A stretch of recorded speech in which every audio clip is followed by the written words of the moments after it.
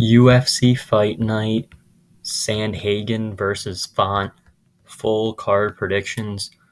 We're going to start at the bottom and make our way to the top, as always. The first fight of the night here is Ode Osborne taking on Asu Almabayev. Now, Asu Almabayev is a debuting UFC fighter. He is 17-2. Ode Osborne obviously is the experienced UFC fighter at 12-5. If you look at his UFC record for Ode, it is 4-3. My pick here is actually going to be Asu Almabayev to win. Now, here's the problem I have with Ode Osborne, which is why I'm going to pick Asu. I think Ode Osborne, I think he is a talented guy. I don't think he's, a bad fighter necessarily, but I do think he makes a lot of mistakes, especially in the grappling. I feel like his grappling, his wrestling defense, all of that is not up to par, especially against a guy like Asu who will be pushing the wrestling pace. Now, granted, he hasn't fought the level of competition that Ode has. If you do look at Ode's record, Ode has fought a pretty high level of competition. Ode's fought Charles Johnson, Tyson Nam, Zurgashev's not UFC level. CJ Vergara is pretty solid though. Manel Cap, he's fought some decent level guys, but if you look, he's not beating the top tier guys. Like he lost to Tyson Nam in the first round, got knocked out, lost to Manel Cap in the first round, and lost to Brian Kelleher in the first round, right? And Brian Kelleher, at the end of the day, he's not really like he's an experienced guy, but he's not really top level. Now, I'm not saying Asu Almabayev's top level by any stretch of the imagination, but I do think he can win this fight. I think he can out grapple Ode Osborne here. And if you look through his fights, he's not finishing every single opponent. Like he is winning some decisions, but from what I've saw, he's been out grappling all of his opponents. He once he gets his hands locked, he's been taking people down. He can control very well on the ground, and I just don't see Ode. Maybe Ode will have some early success, but I feel like as the fight goes on, Asu Amabayev will be able to find the takedowns, find the control, and possibly find a submission later on, or start to land some ground and pound. So I am going to be going with Asu Amabayev. It's not the most confident pick in the world because Ode is like I said, he's a solid fighter. He's a UFC experienced fighter. So I'm not going to say like, oh, Ode's not, he has no chance. I don't think, Asu Amabayev should be a huge favorite, but I do think he is good enough to get this one done. Moving right along, we have Sean Woodson versus Dennis Bazooka. Before I make my pick for this one, I just want you guys to take a look at the cancellations here. Sean Woodson was supposed to fight Myron Santos. He was supposed to fight Jesse Butler, and he was supposed to fight Steve Garcia. Now he's fighting. This is his fourth opponent. So he has had three opponent changes. Steve Garcia had to withdraw. Jesse Butler had to withdraw, and Myron Santos all had to withdraw from the fight. So he's taking on his fourth opponent. Well, not fourth opponent, but you guys know what I mean. His fourth person on short notice that's stepping up. As crazy as it sounds, Dennis Bazooka's taking this fight on 3 days' notice. I'm picking him to win. I'm picking Dennis Bazooka to win. I have not been extremely impressed with Sean Woodson. He's a good striker. I'll give him that. Like he's a tall guy, 6'3", 6'2" for the weight class. Huge reach advantage. So the intangibles are there, right? He has the reach. He has the a solid striking base. But what I don't like from him is when you're that tall, you can kind of get that Sam Patterson type of where if you get hit once clean, you can get really hurt. And I think Sean Woodson is one good, one shot away from being knocked. He almost got knocked out in his last fight against Luis Saldana, and that was about a year ago. Luis Saldana clocked him, rocked him bad, and then threw a grounded knee, which was just terrible. And if he didn't throw that grounded knee, like if Luis Saldana just jumped on him immediately and didn't showboat, he could have won that fight by like TKO or TKO. And I think for Dennis Bazooka here, I'm not saying that I don't know if he's going to go out there and knock out Sean Woodson, but there is a possibility that he can knock out Sean Woodson. But even if he can't knock him out, he's training with guys like Aljo, guys like Marab, guys like Nazim Sadikov, Matt Frivola. He's training with all those guys, right? So he's not, and sure, those guys are not an exact replica of Sean Woodson. I'm not saying that Sean Woodson's a different type of fighter, but if you're wrestling and getting training in with those high level UFC fighters, I think you can definitely hold your own against Sean Woodson. And him being this much of an underdog, I get why he's an underdog because Sean Woodson does have UFC experience. But like I said, he's not invincible to getting hurt. He's not invincible. He has been taken down before. I think Dennis Bazooka can probably get the takedowns. And I think this is a good underdog spot for Dennis. I really do. I think this is a good underdog spot. I think he can mix in the wrestling. He can hurt Sean Woodson on the feet, possibly. Now, Sean Woodson does have the avenue of just outboxing Dennis Bazooka. I would be surprised to see Dennis Bazooka being finished here. I think he is tough enough to, even if he does lose, he is tough enough to survive.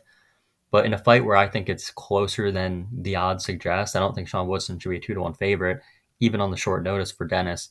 I got to roll with Dennis Bazooka, training out of a really good gym, younger guy, hungry to be in the UFC. He's had 3 fights in under a year. Sean Woodson, his last fight was 11 months. He's not been the most active guy over the last like 2 years. So I'm going to roll the dice here. Not the most confident one again. This is a kind of a tough card as far as, confident picks go, but this is one where I can see the dog winning. So give me Dennis Bazooka. Next is Jake Hadley versus Cody Durden. I could go a little bit more in depth on this one than some of the other ones. The last one with Dennis Bazooka and Sean Woodson, I didn't go as in depth on it because it is kind of like it's a questionable fight as far as you don't know exactly how if Dennis Bazooka is going to show up in perfect shape or if he's going to be able to get the wrestling going on short notice. But I feel like this one also is on short notice. Let me rewind here back to the canceled bouts. This fight is on short notice. Tagir Ulanbekov was supposed to fight Jake Hadley. All the Dagestan fighters pulled out. First, it was Umar, then it was Saeed, and Jake Hadley, or I'm not Jake Hadley, Tagir Ulanbekov. So all of the Dagestan fighters pulled out. Um, I don't know why if one of them pulls out, they all have to pull out, but I guess it's just the way it is. So Jake Hadley is taking on Cody Durden on short notice. The reason I can talk a little bit more about this is because I have a pretty good understanding of how both these guys fight. I'm going with Jake Hadley to get it done over Cody Durden. Now, Cody Durden is an absolute dog, but so is Jake Hadley. They're both dogs. I think this is going to be a hell of a fight for as long as it lasts. Whether it finishes early or goes late, I think, whatever happens, this is going to be an interesting one. This is going to be a fun one to watch. The reason I'm going with Jake Hadley, though, his boxing is crisp. Much better striker than Cody Durden. I don't think that's much of a question. I think his striking is just on a different level than Durden's. Durden isn't a terrible striker, but he's not, technically, he's nowhere near Jake Hadley. Jake Hadley rips the body really well. In fact, he had a liver shot knockout over Malcolm Gordon. That was nasty. Ripped him to the body. Gordon got hurt, dropped, and then Hadley jumped on him and finished him. Before that, Jake Hadley fought Carlos Candelario, who he ended up submitting.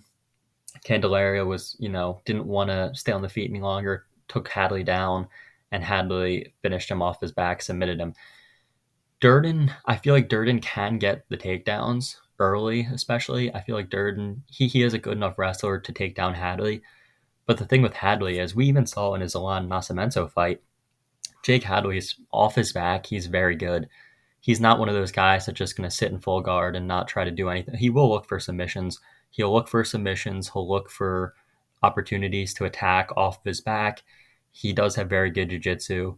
And he's just one of those guys that's like I said, he's a dog. He's not going to give up on himself. He's always going to be pushing. In the striking, he's going to be pushing the pace. He's going to be always on the attack. And if Cody Durden takes him down, he'll be fighting, looking for submissions off his back. And for Durden, as good as he is, I actually picked Cody Durden against Charles Johnson. I just want to throw that out there. I thought, and Cody Durden was an underdog. I thought it was going to be a little bit closer, but I thought that Cody Durden would be able to, just push a pace on Johnson and wear him out and win. In this one, though, I know he's an underdog again. And I know it's tempting. It's tempting to pick the underdog in Durden because Durden he's usually a pretty good underdog because he's always fighting hard, and he's always willing to get hit and keep moving forward. But Hadley, I feel like it's just a different level of striking. he can submit Durden if Durden shoots a sloppy takedown. Durden has been submitted before by Muhammad Makayev. So it's not like Durden's invincible. He hasn't been knocked out in his career, but he has been submitted.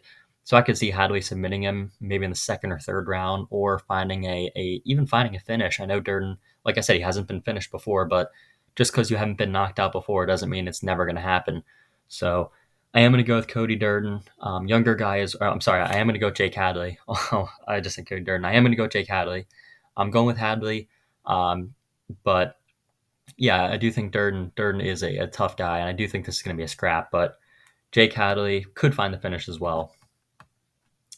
Next fight is Billy Quarantillo versus Damon Action Jackson. I'm going with Billy Q. I'm going with Billy Quarantillo. Billy Q, he's one of those guys that he breaks you after losing the first round almost every single time. If you look through his record, that's basically what he does almost exactly every single time.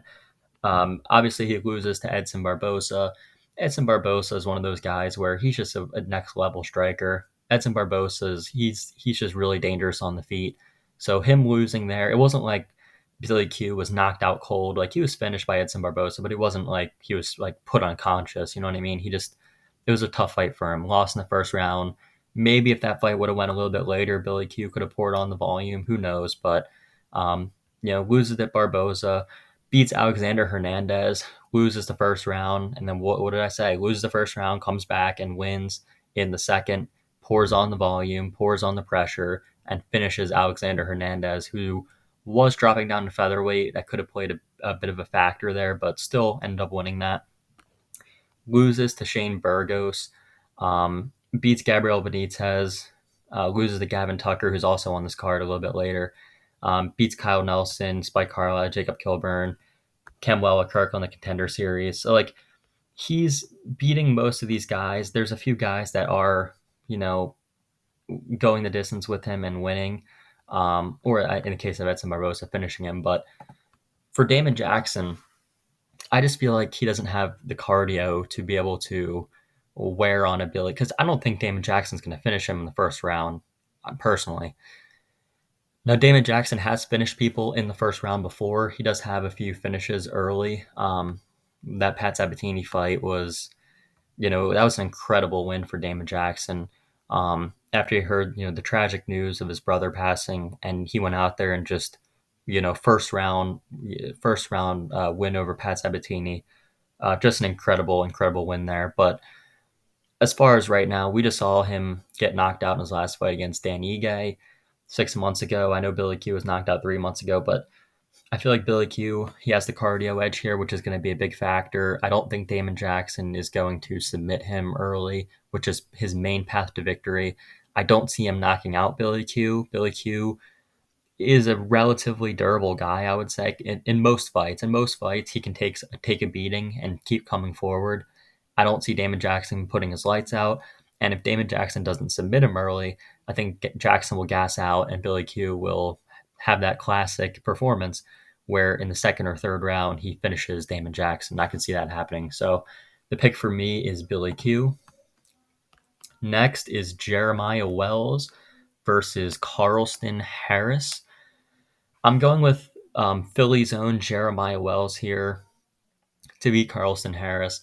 Looking at some of Carlston Harris's fights, I do think he is pretty solid. He's 18-5. He's really not a bad fighter by any means. But that Jared Gooden fight, he second and third round he outgrappled him. First round was mainly played out on the feet. I just wasn't really that impressed. I mean, he beat Gooden. I'm not gonna he won the fight, but it just wasn't the most impressive for me. It wasn't something where I was like, wow, he's really showing massive improvements. I mean, I can't, he won the fight clearly, so I'm not gonna say like, oh, he won the fight. But when you're fighting a guy like Jeremiah Wells can crack. His power is unbelievable. He starched Court McGee, and I mean starched him out cold. That was like brutal knockout. Against Matt Semmelsberger, he showed incredible toughness. His toughness he showed. He got dropped and he still got the takedowns against Matt Semmelsberger, and held down Matt Semmelsberger, which is not an easy thing to do. considering Matt Semmelsberger is a big welterweight. I'm not really sure if Wells is going to be able to just hold down Carlson Harris, but I do think he has the grappling edge. Although Carlson Harris has some submissions against some pretty good competition on his record, Sagid is a Dagestan fighter training with Islam Makhachev, so that was definitely a good submission win to have on his record. Christian Aguilera has submitted him as well. He has some knockouts on his record, so he is an overall good fighter. But outside of Jeremiah Wells getting cracked on the chin, I think he can take down Harris if he needs to. I think he can even knock out Harris. Harris has been knocked out before. Granted, it was by Shavkat Rakhmonov, but I believe he got knocked out another time as well, if I'm not mistaken. Yeah, Jarrah Hussein Al Salawi, who's now in not Bellator, now in the PFL. So he's not impossible to knock out. Jeremiah Wells has the power to put his lights out. Wells, he's just one of those guys where he's built like he's a freak of nature. He really is. He's just the way he looks. You're like, this guy is a powerhouse. This guy is explosive. He's a very good grappler, black belt in jiu-jitsu, training with the guys like Brady, Pfeiffer, all those guys at that gym, Petrosky. So he's getting good, good grappling looks, good striking looks, and I feel like against Carlson Harris, he can get it done. Slight favorite as well. I do think he is the rightful slight favorite in this fight. It could be a competitive one, but it is one where I see Jeremiah Wells winning. Next is Rayani Barcelos versus Kyler Phillips. I'm going to have to go with Kyler Phillips. Listen, I think Barcelos is, I think his best days are behind him. I know I'm not the first person to say that. I get it. I'm not the first person to say it. Many people have said it before me that Barcelos, he's not in his prime anymore. But it's the truth. I mean, I agree with everyone that says that. I've seen a lot of people say it this week that Barcelos he's not in his prime. He's not the same guy he was. And it really, it comes down to his last few fights. He's 2-3 in his last five. If you look through his record, though, his last fight, he got starched, and I mean starched out cold. Like, it wasn't a TKO. He was flatlined by Umar Nurmagomedov, and Umar Nurmagomedov is not known for his power. Umar is, I believe that was Umar's first knockout win of his career. And I know anyone can get caught, anyone can get knocked out, but just getting knocked out in that fashion was a little bit concerning. It's concerning because if you get starched out cold 6 months ago, you're 36 years old, you're fighting a very explosive guy, Kyler Phillips, who's training out of the MMA lab, training with guys like Sean O'Malley, for example, guys like that, guys that are going to be pushing him and really, helping him in his striking and even grappling. I don't know if Rani Barcelos is going to be able to out-wrestle him. I don't see Rani Barcelos just going out there and shooting takedowns for 3 rounds. I don't even know if he'll be able to do that and control Kyler Phillips on the ground, because Kyler Phillips is a good grappler. I know he lost a majority decision to Julian Paiva, but if you look through his record, I mean, he beat Song Yadong, which that's an incredible win to have, on your record, Song Yadong. And for Barcelos, as mentioned, he's not the same guy he once was. Trevin Jones is not really good. He's 13-9 now because he also lost to what is Trevin Jones' record? I'm actually kind of interested in that now, because he did beat Trevin Jones. Trevin Jones is 13-10, so that's not really the most impressive win to me. Kyler Phillips is a lot better than Trevin Jones. Loses to Victor Henry, lost a majority decision. That was 2 years ago to Timur Valiev, Timur, we saw him on The Ultimate Fighter. I thought Timur Valiev should have beaten Brad Katana. It is what it is, though. I'm not going to get too much in that fight, but as far as this one goes, I'm going to have to go Kyler Phillips. Very dynamic on the feet, and I do think he should be able to beat an aging Barcelos. It is concerned. He did test positive for, I think he tested positive for PEDs, Kyler, which is why he was out for a little over a year, but he's still in his prime, 28 years old. So I do expect to see the best version of Kyler Phillips out there. And if we do see the best version of Kyler Phillips, he'll be good enough to beat Ione Barcelos at 36. Next is the first fight on the main card, and it is Ignacio Bahamondes versus Ludovic Klein. I am going to go with Ignacio Bahamondes. I think Ignacio is a guy, out of Chile, now training out of the same gym as Bilal Muhammad, Yair Rodriguez, a lot of those guys. So we know for a fact he's getting good looks in the gym. We know that. We know his striking is very good. He's only 25 years old, about to be 26. So he's the younger guy. Not that neither of these guys are really old. 25 against 28. So there's no real. You can't look at age too much as far as that goes. But Ludovic Klein, his last fight, I honestly thought he should have lost to Jai Herbert. I know there's a point deduction, but if there wasn't a point deduction, like Jai Herbert, honestly, Jai Herbert should have won the fight, in my honest opinion. And Jai Herbert is okay, but he's nothing special. Ignacio Bahamondes is much better in the striking than Jai Herbert. And I just don't think Ludovic Klein's going to be able to get this one done. He beat Mason Jones and Devontae Smith. He was a huge underdog against Mason Jones. So credit to him for winning that fight. But Ignacio Bahamondes is not the same fighter as a Mason Jones. Ignacio Bahamondes, he had an incredible knockout against Roosevelt Roberts after he was winning the fight anyway. He would have won a decision, but with like 10 seconds left, he had an incredible wheel kick knockout, flatline KO'd Roosevelt Roberts, put him to sleep, and that was such a good win. Beat Zhu Rong and beat Trey Ogden clearly, wasn't even competitive as far as it was a very obvious win for Ignacio Bahamondes. His striking is good. Ludovic Klein, I don't think he has the power to knock out Ignacio. I don't see him shooting takedowns and getting them, or even if he does, I don't see him submitting or controlling Ignacio. I just think Ignacio is the better fighter everywhere. And I do think this is a very winnable fight and a fight that he will win against Ludovic Klein. Ludovic Klein, there's a certain level of competition he can beat or perform well against, but once you get to that next level of competition, and once he takes a step up, and I do think Ignacio was a step up, I think he will lose this one. Next on the main card, we have Tanner Boser versus Alexa Kamer. I'm picking Alexa Kamer, but it's only because Tanner Boser is god awful, and I'm just saying it as it is. Tanner Boser sucks. He sucks, and it's just the truth. Let's not get ahead of ourselves here. I know if somebody watches this that's a fan of Tanner Boser, they're going to be crying, "Oh, Tanner Boser's good." No, he's not. He sucks. He lost. Look at his last five if you think he's good. Ian Cutelaba gets rocked by him and finished very soon after. That was his first fight at light heavyweight. Loses a split to Rodrigo Nascimento, who is terrible.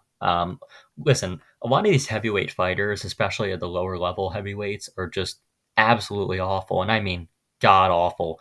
And if you're losing to them, it doesn't matter if it's by split decision or not. If you're losing to them, I can never pick you to win a fight against a real light heavyweight. Beats Oven St. Preux at heavyweight. Not the most impressive win because OSP was, I believe that was a heavyweight fight. I'll just check that to make sure. But a heavyweight fight, 38-year-old OSP, way out of his prime. And then he loses a split to Ilir Latifi. How old was Ilir? 40 at that point? 38, about to be 39. And loses to 40-year-old Andrei Arlovsky. So you can just kind of see what's going on there in the career of Tanner Boser. Alexa Kamer, his last two, loses to William Knight, which is I know it's William Knight. I know William Knight's the worst fighter of all time, which is incredible that I'm even picking. I shouldn't even have to pick this fight, but I do think Alexa Kamer should be able to make the improvements needed. Lost a split against Nikolai Negumereanu. And I did watch, and what I saw in that fight was, at the very least, Alexa Kamer, he doesn't have terrible striking. I mean, he did get hit a little bit by Nikolai Negumereanu, but he did pump the jab out. He did move decently well. And I do think he's 27 years old, training at the same gym as Stipe in Ohio. So, in my opinion, he'll have the better striking here, and that will propel him to victory over a can in Tanner Boser. So I really hate to call these like fighters cans because especially guys that have been fighting in the UFC. Obviously he's not a can in comparison to like the average person on the street, but you guys know what I mean when I say that. I'm saying Tanner Boser compared to these, UFC level fighters, he's not on that level, I believe. And I do think Alexa Kammer, 27 years old, coming off of two losses. If he loses this fight, he's cut. He knows that, I'm pretty sure. So, and I do think in 2 years off, he should be able to make the improvements to beat a guy like Tanner Boser, who is very beatable. He's hittable on the feet, and Alexa should be the faster fighter, faster striker as well. So give me Alexa Kamer to win that one. Next is Gavin Tucker versus Diego Lopez. I mentioned Gavin Tucker earlier. He did beat Billy Q. That was almost over 2.5 years ago at this point. And then his last fight was about 2.5 years ago or so, and he got knocked out in 20 seconds by Dan Ige with a straight right hand, right down the pipe, right in the nose, and he was done. Just one punch is all it took against Dan Ige. Dan Ige has a ton of power, but against Diego Lopez, I am going to go with Diego Lopez. I've seen so much love on the side of Gavin Tucker here. I've seen so many people, maybe not on Tapology. I'm not sure what the percentages are. Most people are picking Lopez, but I have seen on YouTube. So like some of the people I watch on YouTube and some of the some people that are breaking down this fight, I'm seeing Gavin Tucker, but I'm not sure what everyone sees. He's 37 years old. He hasn't fought in 2.5 years. He's coming off of a brutal knockout, a 20-second knockout against a guy in Diego Lopez who, okay, I'll be honest, it's not like he's, going out there and destroying everyone. Like he had a close fight against Movsar Evloev, which is why everyone's kind of, I don't want to say overhyping him, but why he's getting the hype he's getting is because of that, that competitive fight against Movsar. But Movsar is a very good fighter. Movsar is, top 15 guy in the division, and Diego Lopez had some really good moments against him. And I feel like Diego Lopez, I don't want to pick against a guy that he doesn't have necessarily the momentum because he did lose, but he just fought him 2 months ago. Not a lot of people gave him a shot at all. He was a huge Movsar was a minus 1,000 favorite, and Diego Lopez looked a lot better than a huge underdog. He didn't make Movsar Evloev look like a minus 1,000. He made Movsar look a lot worse than that. So I don't want to say that's the only reason I'm picking him. Gavin Tucker, maybe he's a little bit chinny now. He's 37, hasn't fought in forever. They both are good grapplers, so I don't know if Gavin Tucker is going to be able to, I don't know how the grappling is going to look if it does hit the mat. But we've seen Diego Lopez, he'll throw up submissions, he'll, work from his back. So I just think it's one where I'll go with Diego Lopez. In fights like this, I go with the younger guy, even if Gavin Tucker has shown a good ability as far as technically and 13-2, good record and everything. I just think a big reason is because of the age. When you are 37 or you've been taken off a long time, it's similar to. I'm not saying it's the exact same as the Chiesa and Holland. Like these two guys are not on the level of Michael Chiesa and Kevin Holland. Like they're not ranked level guys. But we saw it happen in the Chiesa and Holland fight. A lot of people were picking Chiesa, and I couldn't. Like I was, stunned. I was like, why is so many people picking Michael Chiesa? Like, what are you guys seeing that's making you pick Michael Chiesa? I mean, he's not a good striker, and people were still picking him. They just thought he would wrestle Kevin Holland after being out for 2 years. So I'm not saying this is the exact same fight, but I'm going to go with the guy that's been putting in the work, the guy that's younger, the guy that hasn't been injured lately. So I'll roll the dice here with Diego Lopez. We move to the featured fight of the night. It is Dustin Jacoby versus Kennedy and Zetriku. I'm going to go with the underdog here. It's a questionable one. It's certainly a questionable one. Dustin Jacoby is coming off of 2 losses, but I think this is a fight where this is, win or go home. This is win or go home for and I think he knows that. So I'm going to go with Jacoby. I do think he is a he fought Alex Pereira in kickboxing. For those that don't know, he fought in Glory, and if you look through his record, like he fought quite a few fights in Glory, um, against guys obviously like Alex Pereira who knocked him out in 2 minutes, but it is Alex Pereira, so you can't hold that against him. He also has quite a few good wins in Glory as well. And if you look through his current record, or his past few, I should say, loses to Azmat Mirzakhanov. That was a fight where Azmat, I don't know, I feel like Azamat's just a weird guy to fight. Southpaw, just he's a tough guy because he's throwing bombs on the feet. He can wrestle a little bit. He's tough to read.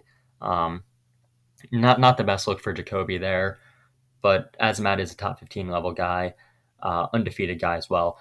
He beat Clear Roundtree. That was a bad decision. That was a really bad decision. He should have won that fight. Beats Da Un Jung, Mikhail Oksachek, and John Alan. So I don't know if Kennedy and Sentriku was on that level of an Azamat Mirzakhanov. I mean, he lost to Da Un Jung, loses the split to Nikolai Negamariano, beats Carl Roberson, who's not really that good, beats Ian Kutsalaba, and beats Devin Clark. I think this is a step up in competition for Kennedy. I think this is a step up back into the top 15 level talents. And I don't know if, in my opinion, I don't think he's going to be able to. I know he has a big reach advantage. He does have an 83-inch reach compared to the 76-inch reach of Dustin Jacoby. But Kennedy, I just feel like it's one of those where, as good as he is, and as much he is off a 3-fight win streak, he has the momentum. Dustin Jacoby here, fighting out of Factory X, he should have the striking edge despite his reach disadvantage. If he doesn't get knocked out, and if this fight goes to distance, I just see Dustin Jacoby winning a striking decision, and that's what I'm going to pick to happen here. I'm going to pick Dustin Jacoby to win the fight via decision, just by outstriking Kennedy and Zetriku.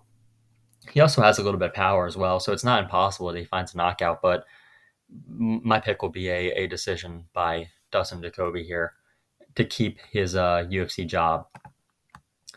Next is the co-main event between Tatiana Suarez and Jessica Andrade. I'm not sure why this fight was made. This is a short notice fight for Andrade. She's stepping up to take on Tatiana Suarez.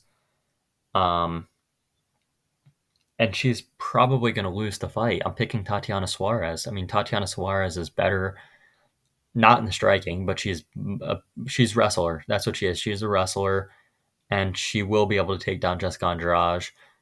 I believe that fully. Jessica Andrade is coming off of 2 losses in a row. Erin Blanchfield is one of the best in the division. And then she lost to Yan Nan 2 months ago, got knocked out. Tatiana Suarez, and I picked against her in both of those fights, by the way. I picked Yan Nan as an underdog, and I picked Erin Blanchfield as an underdog. Now the odds makers are finally realizing that, maybe she's not on that, next level anymore. I know she was a former champion, but maybe people are starting to realize that these up and comers are, or I don't even want to say up and comers because Suarez is older than her, but these contenders are better than she is. And I do think Tatiana Suarez is better. She's definitely a better grappler, better wrestler, will be able to take down Jessica Andrade and either submit her or hold her down. She trains with Patchy Mix, which, I mean, take with that information what you will. Patchy Mix is one of the best grapplers in the sport, just in general. He is fantastic. And I think Tatiana Suarez, she has a few guillotines on her record. I believe her last fight was a guillotine win, if I'm not mistaken. I can check that. It was a guillotine, Patchy Mix type of guillotine. So I do think she is learning a lot from Patchy, and not even just from Patchy, just from training out of Extreme Couture, out of that gym with some of the really good fighters there. I really was impressed. I'm impressed with her grappling skill set, her wrestling skill set, and I just think Jessica Andrade, she does have bombs on the feet. She'll swing heavy. She'll look to hurt you, but even against Blanchfield, she got outstruck on the feet by Blanchfield. So it's not like she is a dangerous striker, but I don't think she's going to be able to knock out Tatiana. And if she doesn't knock her out, I see Tatiana taking her down and beating her up en route to either a decision, could be ground and pound, could be submission. I just see Tatiana Suarez winning the fight. So The pick is going to be the undefeated Tatiana Suarez. And lastly, we have the main event of the evening, which was supposed to be Corey Sandhagen and Umar Nurmagomedov. It is now Corey Sandhagen taking on Rob Font at a catch weight of 140 pounds. In this one, you guys know I'm going with Corey Sandhagen. Now, let me just say a bit of a, I don't know, it's not really a fun fact. It's a not so fun fact for me. Not so fun fact at all. I've picked against Corey Sandhagen quite often. I picked against Corey Sandhagen in his last 4 fights, which the first two, I won on the first two. I picked TJ Dillashaw, I picked Jan, and then I picked Sandhagen and Cheeto. And those picks were, the Sandhagen pick wasn't terrible. It was a close fight until the cut, but the Cheeto fight was a terrible pick. And that's just me being honest. That pick was terrible. That was a terrible read. I should have known that Corey was the better fighter. I'm not making the same mistake. I'm picking Corey Sandhagen. He will, if he doesn't get knocked out by Font, if he doesn't get caught, he's going to win the fight. He's a better fighter, pretty much. Besides the pure boxing, he's better everywhere than Font. He has good movement on the feet. He's a better kickboxer. He has he has flying knees. He has, some nice kicks. He's got it all. I think Corey Sandhagen I underrated him in his career. I really did. I knew he was good, but I didn't know he was until he went out there and beat Cheeto in the way he did, and then beat Sangadong. I really realize now that Corey Sandhagen is very, very good, and I think Rob Font is very good, but I just don't think he's necessarily on that level at this point. Did knock out Adrian Yanez, but Adrian Yanez is a little bit chinny. We now know that. I don't want to discredit him, okay? I don't want to discredit Font and say, oh, he just knocked out Yanez because Yanez is chinny. But we have seen Yanez get cracked before. It's not like we haven't seen him get cracked before. He did put his lights out, or he did drop him badly. So credit to Font for doing that. But Adrian Yanez, we know he's not not top level. And then even before that, lose to Cheeto and Aldo, and he got his ass beat by Cheeto Vera. Took so much damage in that fight. I could see Corey Sandhagen finishing Rob Font. To be quite honest, I could really see it. He was training to fight Umar Nurmagomedov, so definitely a different stylistic fight. But Corey Sandhagen, Rob Font's just too, what's the word? He's too basic. He's just too much of a basic striker for Corey. Corey should pick him apart. I think Corey wins any way he wants to, either by knockout, could even be a dominant decision, but I really believe Corey's got this one. If he doesn't get, caught with a big shot by Font, which I don't think he will. I think this is a clear fight for Corey. So I'm not rolling the dice. I really do think Corey will dominate. So Corey Sandhagen in that one, in the main event. And those are my picks for UFC Fight Night Sandhagen versus Font in Nashville. Definitely some good fights on the card. Thank you guys very much for watching, and I will see you in the next one.